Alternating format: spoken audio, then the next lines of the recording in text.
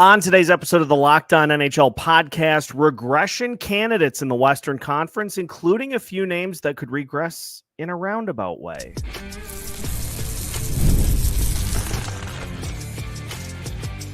You're Locked On NHL, your daily podcast on the National Hockey League. Part of the Locked On Podcast Network, your team every day. What's happening, everybody? Welcome into the Lockdown NHL podcast. We are your daily podcast on the NHL, and we are your team every day.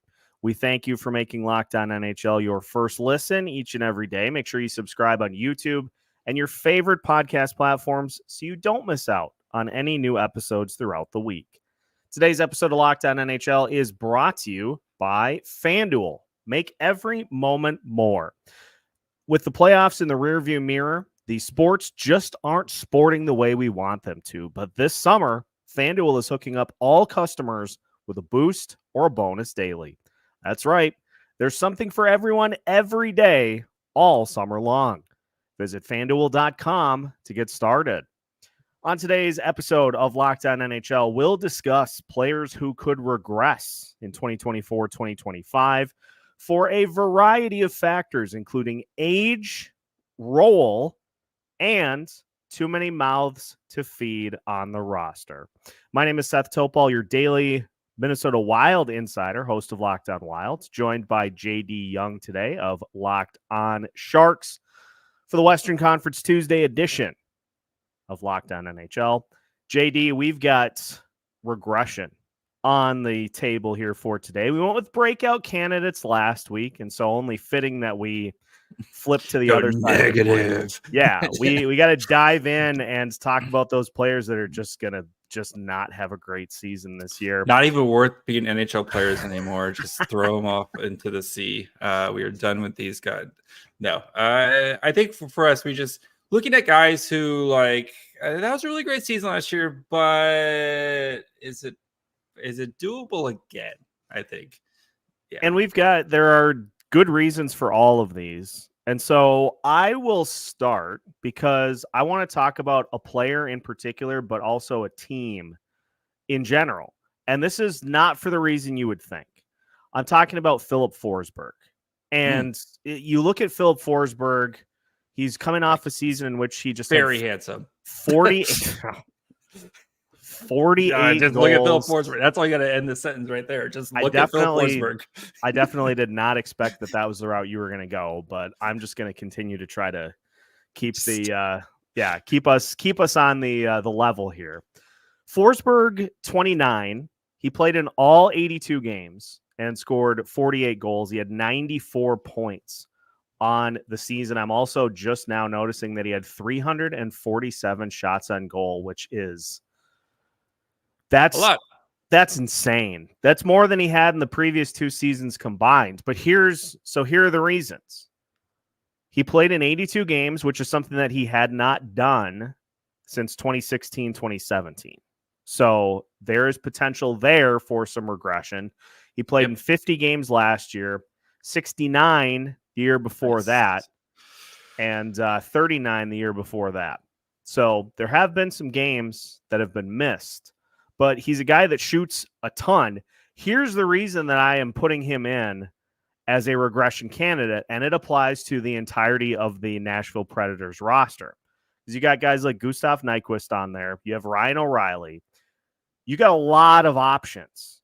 But we're getting into the territory here with this Nashville team where I think their offensive output's going to look similar to what the Dallas Stars have done, where you just have so many guys that are capable of giving you big numbers.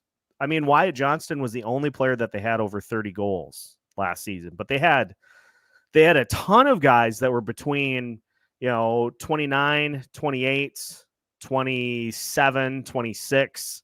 They had a ton of guys that were still in the 20s. It's just they spread the wealth. And so I'm thinking the same thing here for the Predators. Now, it's not to say that Forsberg isn't capable, because the year that he played in 69 games, he had 42 goals. So he's very capable of lighting it up. but I don't think the Predators are going to need him to do so. Steven Stamkos, you've got, like I said, Ryan O'Reilly, and he scored last year 13 goals on the power play. So some of that might get eaten into having all those other guys, and let's not forget Jonathan Marchessault. Having all of those options in that top six is going to spread the wealth around a little bit. And so Forsberg is a prime regression candidate for me, but mainly just because there are so many mouths to feed on that Predators lineup. So he's the first name mentioned. He's still going to have I think he's still going to have a fantastic season. It's you could see a world where he's got like, maybe not the 94 points but maybe it's like 85 to 90 points, maybe in the 25 to 30 goals, but you see the assists shoot up just because there's just more. Yeah, this team's just going to be a better team. And like you said, more wealth distribution among the goals. And even looking at, they only had 4 players who scored over 20 goals last year. Like, could you see a world where that's double and they're looking at potentially 8 to 10 guys who could score over 20 goals for them in this upcoming season?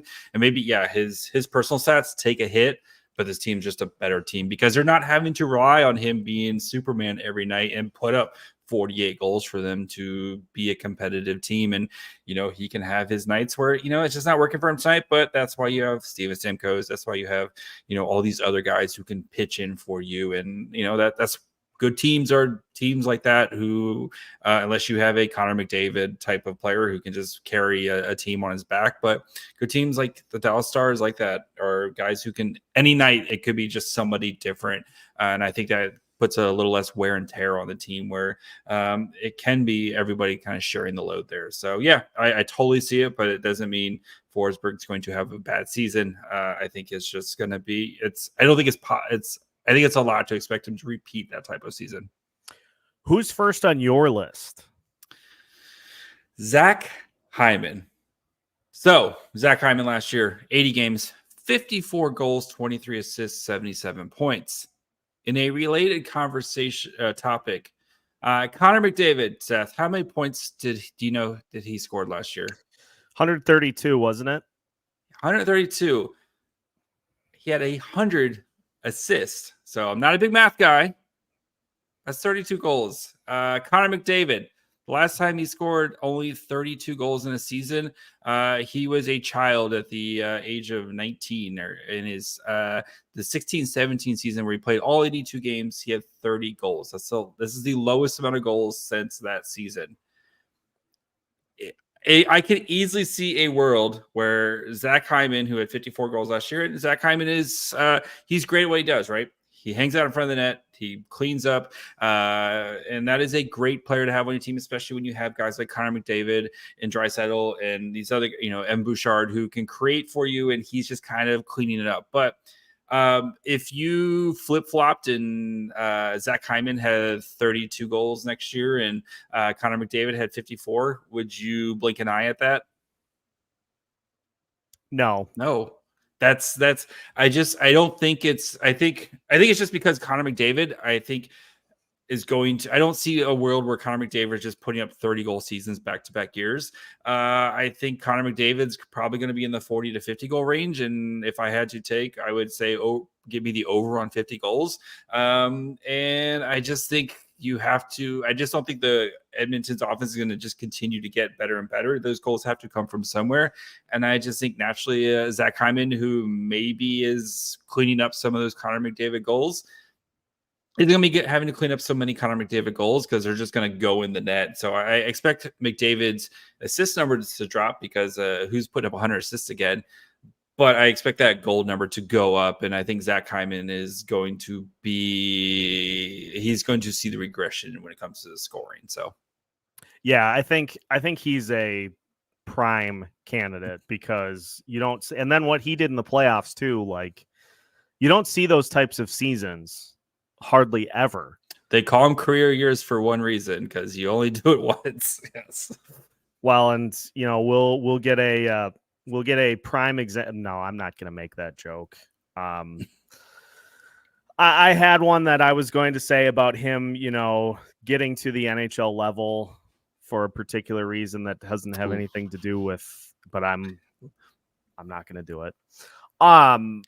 This is just the tip of the iceberg of players that could potentially regress. We're going to talk next about a mainstay in Los Angeles who's maybe starting to show some signs of wear and tear. And we've got plenty of other names to get to as we highlight regression candidates on today's Western Conference Tuesday edition of Lockdown NHL. We are your team every day. Today's episode of Lockdown NHL is brought to you by FanDuel. Folks, you know me. I love sports. I love them so much. I never want them to stop. But we are in the off season for the NBA, the NHL. The NFL is on its way back, but right now Major League Baseball is the only thing going, which does mean you can bet plenty on the Chicago White Sox to continue their losing ways. But other than that, the sports just aren't sporting the way we want them to. But FanDuel lets you keep the sports going whenever you want. All you have to do is open the app and dream up bets anytime you are in the mood. This summer's no exception. FanDuel is hooking up all customers with a boost or a bonus daily. That's right. There's something for everyone every day, all summer long. So head over to FanDuel and start making the most out of your summer. FanDuel, official sports betting partner of Major League Baseball. Welcome back to today's episode of the Lockdown NHL podcast. Once again, we are your team every day, and we do thank you for making Lockdown NHL your first listen each and every day. For your second listen, make sure to take a peek at the wonderful offerings from Lockdown NHL Prospects, taking a look at the pipelines for every team throughout the NHL and offering some great insight as we even start to gear up for the 2025 NHL draft, which is going to be here before you know it, which a statement that I finished saying and I just immediately was filled with regret because I'm so happy. that's just gonna mean that we get through yet another NHL season before you know it. So Lockdown NHL Prospects, elite show. Make sure to check them out once you're finished listening to us here today.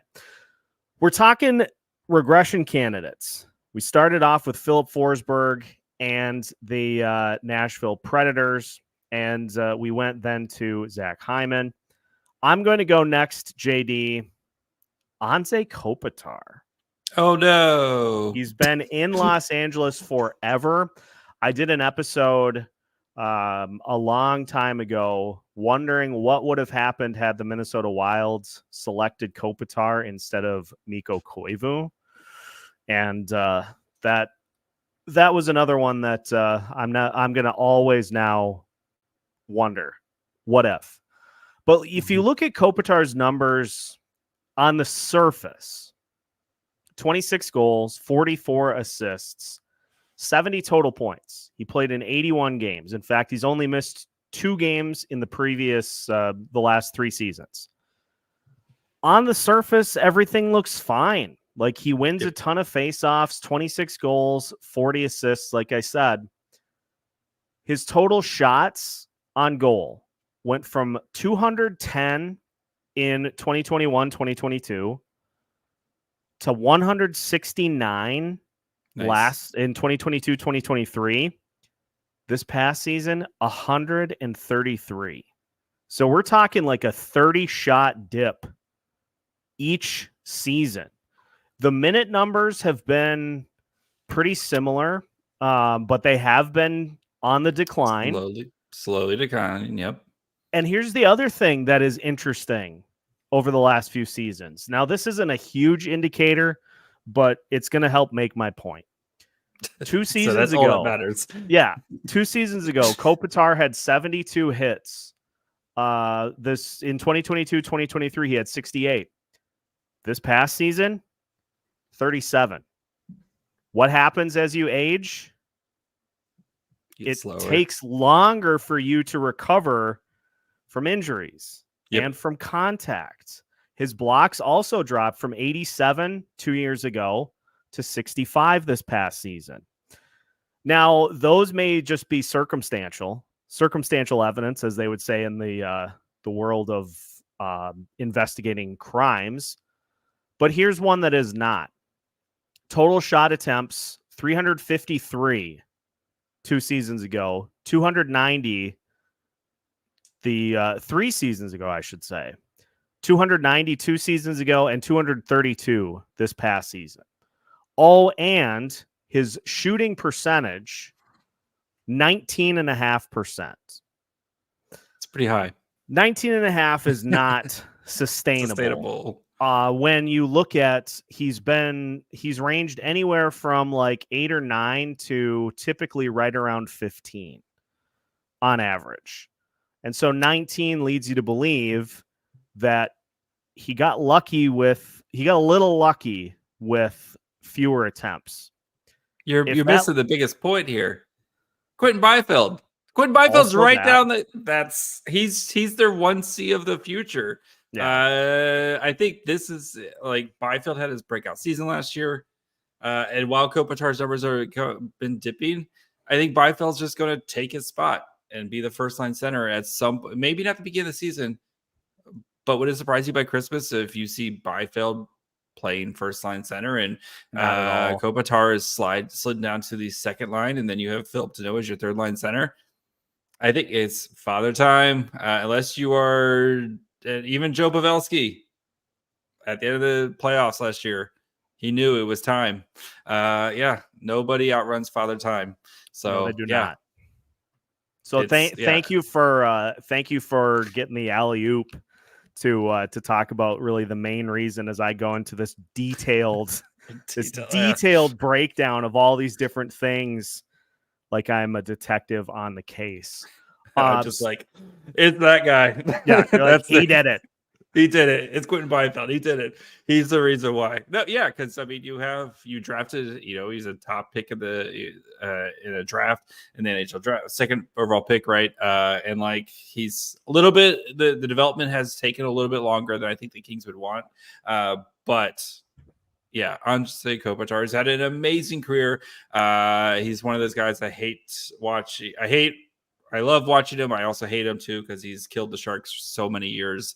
But it's, like I said, I think sliding into that second line center is probably it's sooner rather than later for him. And yeah, that just kind of happens. So, who is next on your list?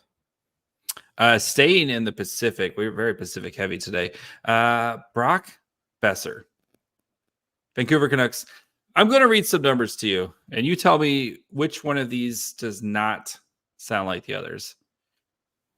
29, 26, 16, 23, 23, 18, 40. Yeah. Those are his goal totals every year, with the exception of his age 19 season where he played 9 games and had 4 goals. Brock Boeser, who's been in 20 goal scorer for his entire career, hits the 40 goal plateau last year. And while I think Vancouver is going to continue to be an awesome team, and I see no reason for them to slow down, even with some of the moves, I like the Jake DeBrusk move. Like, I think Quinn Hughes will continue to be awesome. Elias Pettersson, I know he had a weird year last year, but I think with the contract stuff now set aside, we should see Elias Pettersson continue to be Elias Pettersson. Again, kind of like the Oilers, where I don't think the offense can continue just to go up, and I think those goals have to get redistributed elsewhere. And I think Brock Boeser, who is a 20 goal scorer every year, is going to dip back down to being a 20 goal scorer this year. And I think some of those goals are going to go elsewhere. So Brock Boeser, yep. Sorry, buddy. Well, I like it because it was the second most shots on goal he's had in a season. The only time that he had more was back in 2018, 2019 as a 21-year-old. Yeah. But he shot 19.6% this past season, and you look at his career shooting percentages. Yeah, he was at 10.1 in 22-23, 11.8 in 21-22. He was at 16 in 2021, but that was a COVID year. That was a weird. He was also playing in the Canadian division that year, where that was yes. So it's an outlier feels harsh, but let's also look at the fact that he scored 16 power play goals. When his previous career high, he had been in double digits twice. So he was the beneficiary, much like we saw with the Minnesota Wild a couple of years ago when they shattered their previous franchise record for goals. He was one of the guys that was the beneficiary of a really good offense that took advantage of a lot of opportunities where they just kind of beat people into the ground. Yep. Yeah, you're not going to be playing the 2022-2023 Sharks and putting up 10 goals again in a game again this year. So it's this Brock Boeser again. I think kind of like Filip Forsberg, where he's probably gonna have a really good season again. Where like maybe not the 73 points, but you could see him in the high 50s, low 60s in points. But probably like 25 goals, and 30 assists, probably somewhere around in that range. Yeah. And that's still like he's still a very productive player with those numbers. It's just he got the Creed bump. He got the Creed bump by the rest of the Canucks offense. They took him higher. Yeah. Just end the show right there. I'm sorry. Yeah, cut it. It's done. We've got a couple more names to get to, including a player who played well, but played a little higher up in the lineup than he typically does. And so that's potential for regression, plus a couple other names to get to as well as we finish today's episode of the Lockdown NHL podcast, your team every day.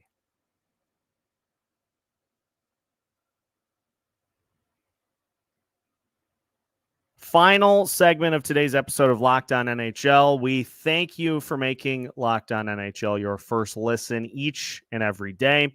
Make sure to hang out after today's episode so you can check out Lockdown Sports Today, first of its kind, 24/7 streaming channel, bringing you your favorite Lockdown shows, your favorite teams, players, and hosts, all bringing you the best sports content there is. And I heard it again out and about getting some groceries today.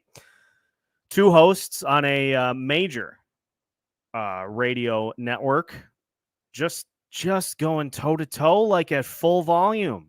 And I'm like, nobody wants to listen. Have you tried turning your volume down? Nobody wants to listen to that. So Locked On Sports Today you don't have that. You've got just logical conversations talking about big picture sports topics. Locked On Sports Today, 24/7. Just hang out and you will be redirected right to it. Couple of names to get to finish things off here today, JD, and I'll finish with my final name. One of the few that we had from the Central. I'm going with Nick Foligno, and here's why. Nick Foligno had 17 goals this past season, 20 assists, played in 74 games. He had 146 shots on goal, which was like twice what he had the previous season. But he played 17 minutes, 46 seconds per night on the ice, which was the most he's had in the season since 2020, 2021 with Columbus. The past couple of years with Boston, he was at right around 12. He played higher in the lineup this past season for Chicago because of injuries, in particular to Taylor Hall. Yep. He's not going to be needed to do that, I don't think, which means that those numbers are going to come back to, right around 10 goals and maybe somewhere around 20 to 30 points. He's just because of where he's at, and also 36. So Father Time, maybe starting to get warmed up a little bit. I think Nick Foligno is one that certainly could see his numbers drop. Now, it's not for lack of trying. He had what is like just looking off the top of my head here, 4th or 5th most hits in a single season he's ever had with 192. And so he's still throwing the body around. It's just he's going to be asked to do more of that and less of the goal scoring capacity. Yeah, I could see that. My one counter argument would be this was the worst offense in the NHL. Surprisingly, was the worst offense in the NHL last year, and maybe with some more talent added, and you're going to have Connor McDavid in season 2, Taylor Hall coming back, and they were pretty aggressive in free agency, adding some players where, again, maybe Nick Foligno is not going to get the prime opportunities he did last season, but he could be the beneficiary of just playing with better people and more often. So I could see a slight bump or a slight dip. A slight dip in the numbers there for him. But I maybe my argument is I think maybe the goals come down, but I can see the assists maybe go up just because they have. Sure. He's still going to be playing a bunch of more. He's still going to be a key part of this game. But also father time. Chicago scored 75 fewer goals than league average this past season, which is they were the only team worse than the Sharks at offense. Oof. Yeah. So it'll be interesting to see because I think people are hoping that Chicago is a little better or kind of starts their climb back up to the top, but they've got a little ways to go before they get there. We'll see. I don't know if there is a situation where that offense can be any worse than it was, but nope. It's also Chicago. As someone who watched way too many Chicago Blackhawks games last year, I was my most watched teams were the San Jose Sharks and the Chicago Blackhawks, as that was full tank mode. That was a brutal offense to watch at times. So anyway. Speaking about brutal offenses to watch, I'm going to just segue into my guy, Mikael Granlund. Very similar situation as Nick Foligno when it comes to that. Here's Mikael Granlund. So he 69 games last year, 12 goals, 48 assists, 60 points, which is I think a really solid season, especially because he was literally about ready to be bought out before he was thrown in the Erik Karlsson trade. Comes in, was injured to begin the season. Once he kind of got the hang of it, he was the big reason for the Sharks to do anything any given night.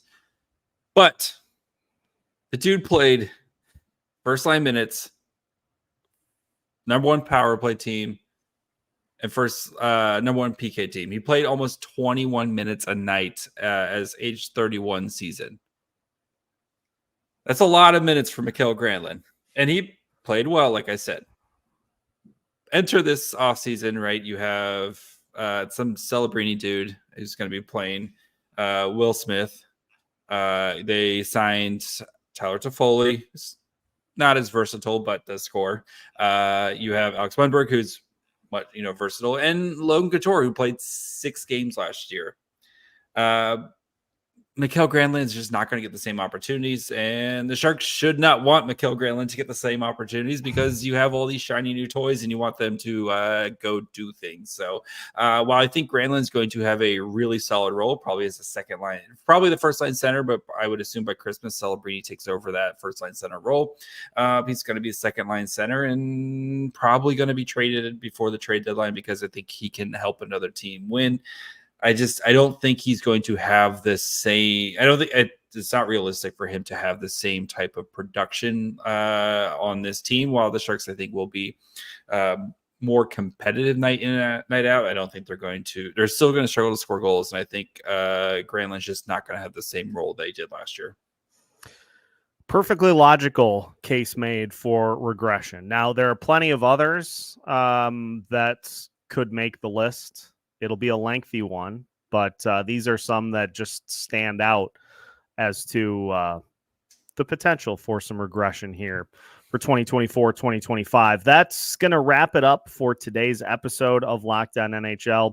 Make sure to tune in tomorrow as you'll get a little taste of the Eastern Conference for your Wednesday episode.